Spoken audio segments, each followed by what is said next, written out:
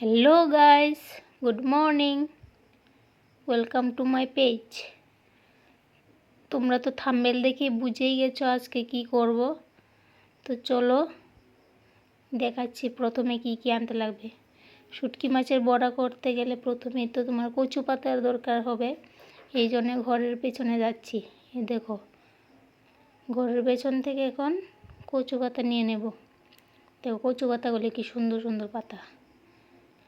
আর তোমাদের কচু পাতা ইচ্ছে না হলে তোমরা অন্য পাতা দিয়ে, যেরকম চাল কুমড়ো পাতা বা কুমড়ো পাতা দিয়েও বানাতে পারো।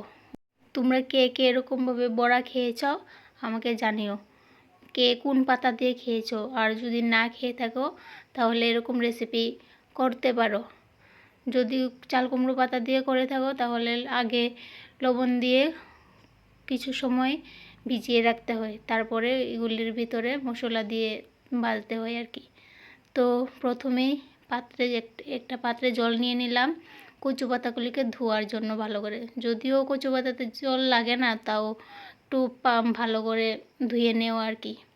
তো একটা পাত্রে ভালো করে জল নিয়ে এগুলিকে ভালো করে ধুয়ে একটা থালে বা একটা প্লেটে নিয়ে, তো এখন যাব পেঁয়াজ লাগবে। শুটকি চাটনি, তো শুটকি চাটনির মতো করেই এটা বানাতে হয়। তো প্রথমে পেঁয়াজ লাগবে, পেঁয়াজগুলোকে কেটে একটা পাত্রে ভালো করে ধুয়ে নিতে হবে।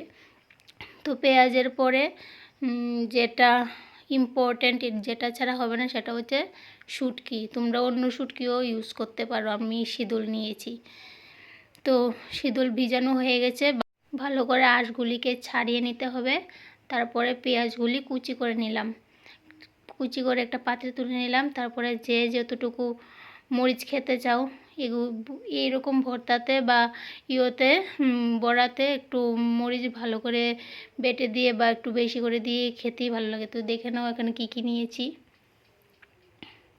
প্রথমে একটা কড়াইতে তেল দিয়ে, হালকা তেল দিয়ে প্রথমে একটু নেড়ে কড়াইটা ভালো করে গরম করে শুটকি দিয়ে দেবে।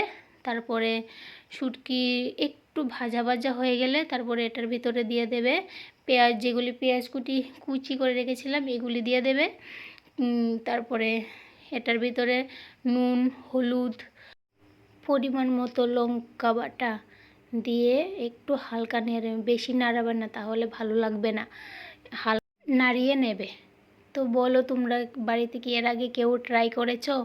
যদি ট্রাই করে থাকো তাহলে আমাকে বলো, আর যদি ট্রাই না করে থাকো তাহলে অবশ্যই এরকম করে বানিয়ে খেয়ে দেখো। গরম ভাতের সাথে তো জাস্ট ওয়াও, খুব ভালো লাগে এরকম। যারা এরকম শুটকি মাছ পছন্দ করো তাদের তো অমৃত লাগবে, আমার তো খুব ভালো লাগে। তারপর একটু হয়ে গেলে দেখো কীরকম হয়েছে, একটু হয়ে গেলে পাতাগুলোকে যেমন দেখাচ্ছে তেমন করে তোমরা নিয়ে নিও। নিয়ে এরকমভাবে ভাঙ্গা বসিয়ে তারপর তেলে ছেড়ে দিতে হয় আর কি। তো দেখে নাও কীরকমভাবে দিতে হয়, না হলে আবার পাতাগুলো ছুটে যাওয়ার ভয় থাকে। আমি পারি না, তাই মা এই কাজটা আমাকে করে দিয়েছে। দেখো কি সুন্দর করে বটে দিয়েছে যাতে পাতাগুলো না ছুটে যায় আর কি।